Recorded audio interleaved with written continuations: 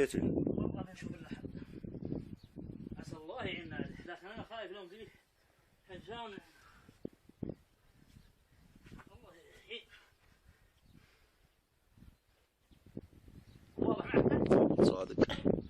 بس كيف توصل الكلب؟ لا تحاذب ذي، خليها حولك. ليه؟ بسم الله الرحمن الرحيم، توكلنا على الله منا بالله. يا ولد كيف هذه جاي؟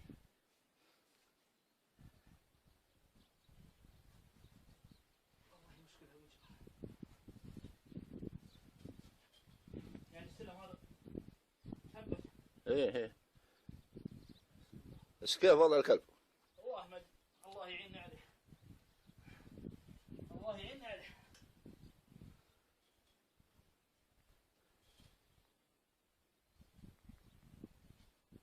بسم الله. لو انه مشعوب. والريحة يا ولد كان طالع. يعني خليها. وانا مكسر يا ولد. ما اكلت الحفه. ها؟ الحفه هم شله.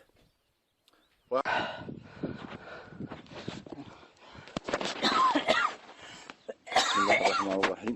لقد تم انقاذ الرهينه من قبل فاعل الخير الذي نزل له في البير وقام بربطه داخل هذه فرشه ذي. هذه فرشة. ما شاء الله عليك. وش نصلح يا اخي؟ بسم الله ما شاء الله. انت بلا يعود. لا لا اله الا الله. لا ترجع للبيت. شوف الكلب كان فين؟ هالبير يا ولد. انا لله ولك الله. كان هناك تحت. كيف نزلت له؟ نزل. شوف صوره صوره صوره. اللهم لك الحمد. اللهم لك الحمد. صور هنا. كيف طلعته؟ والله نزلت له بالفرشه هذه. ايوه. وربطت لميته جوات الفرشه. في البدايه شليته على كتفي لين مرحله النص اللي هنا بعد السلم. ايوه. بعدها